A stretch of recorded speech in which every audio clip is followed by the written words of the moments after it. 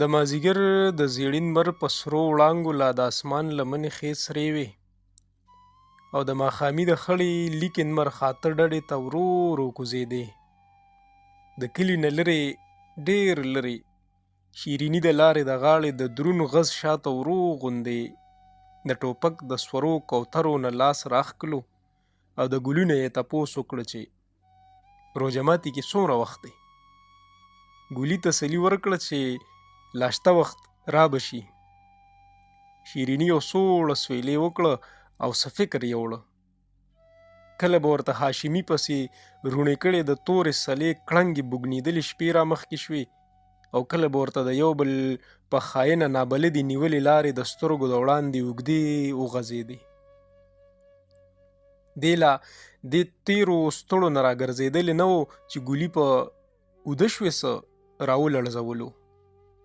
شیریني بیا یو سوړه سویلې وکړه او د بې صبرۍ او ناقرارۍ د ګډو وډو جذباتو په رېږدېدلي اواز یې ګلي ته وویل چې نه، خو خدای چرې هم زما د زخې لاندې نه دی راوستی. د ګلي د پلن مخ نرۍ چوچې سترګې موسکۍ شوې او ډاډ یې ورکړه چې نوره یې چوکه نه کړه د شمروزۍ د لاس په خکړي کې.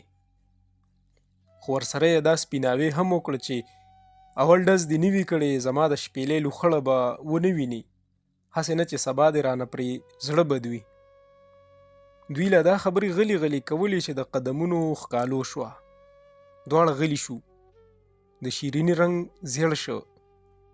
د ټوپک په سورو کوترو یې یو ځل بیا د تسلۍ ګوتې راښکلې او په لارې یې سترګې خښې شوې.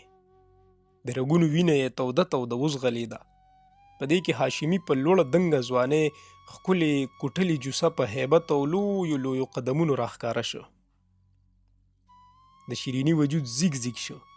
سترګې یې پټې شوې او چې بیا وغړېدې نو سترګو ته یې د لارې نه پورې خپل مړ ورور د پټي په پوله وینو کې خړوب لتې ټکولې.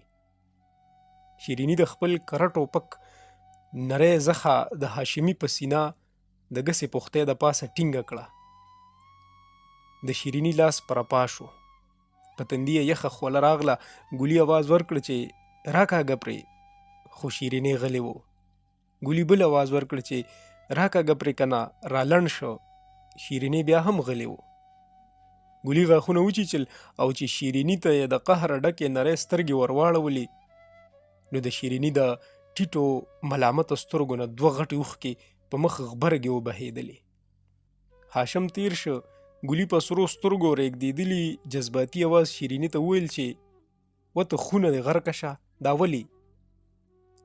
او شیریني په ډوبو غریو نیولو سلګو کې دومره وویل چې ګلیا، روژه په خوله و، پټې سترګې به جنت ته تللو.